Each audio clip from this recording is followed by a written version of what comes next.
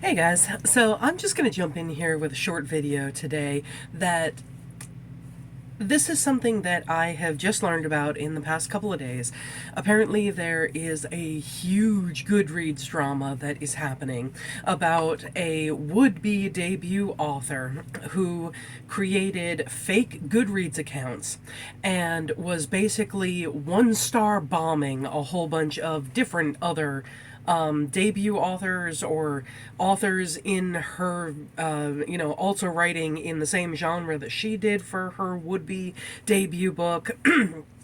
And one of the things that has been realized is that so many of these different authors that she was one-star bombing are people of color, people in marginalized communities, whatever it is, that kind of thing. People whose voices need to be heard more in the mainstream. And so rightfully, there is a ton of backlash to this would-be debut author. Her contract was pulled, her book is not going to be published, the book deal that she had for multiple books has been pulled, and those books will not be published.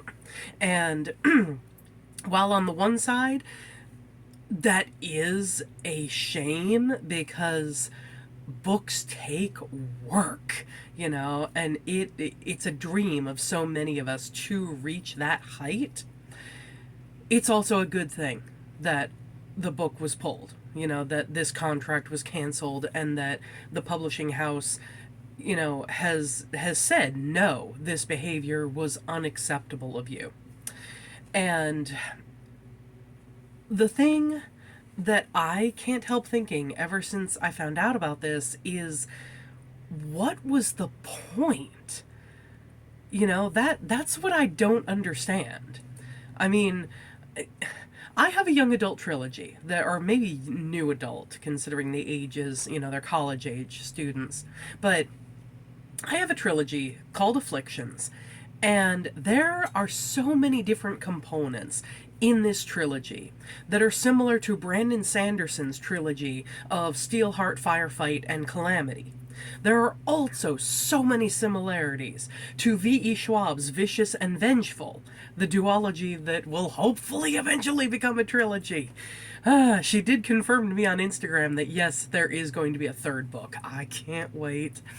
But the point is, that would be, this whole thing would be like me, getting a deal for Afflictions and then making fake accounts and going onto Goodreads and one-star bombing Vicious, Vengeful, Steelheart, Firefight, and Calamity.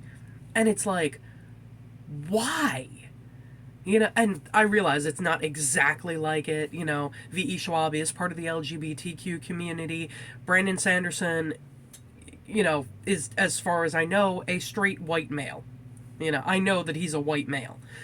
So it is not exactly the same as people of color being further marginalized by this would-be debut author. But again, I just don't understand the point. Why would you one-star bomb different books? It's not like one-star bombing books is going to make other people like your book better. Because if somebody reads a one-star review of, let's say that, and I honestly don't know. I don't know if the books that she was one-star reviewing were similar to hers, or if they just happened to be, other debut authors whose books would have come out around the same time. But whichever one is the case, especially if they happen to be in the same genre.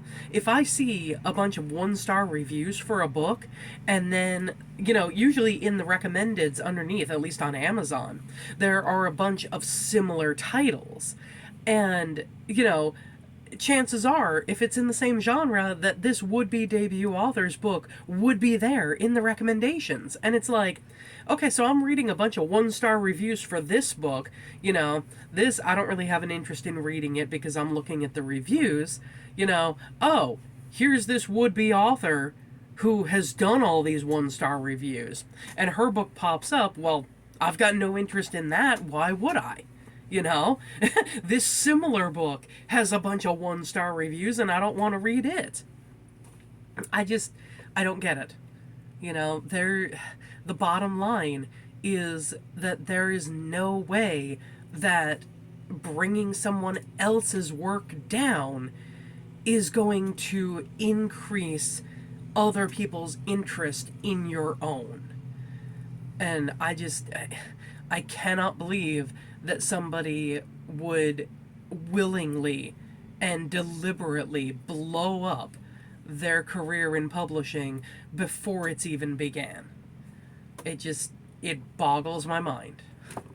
Thanks for watching, guys. See you next time. Bye.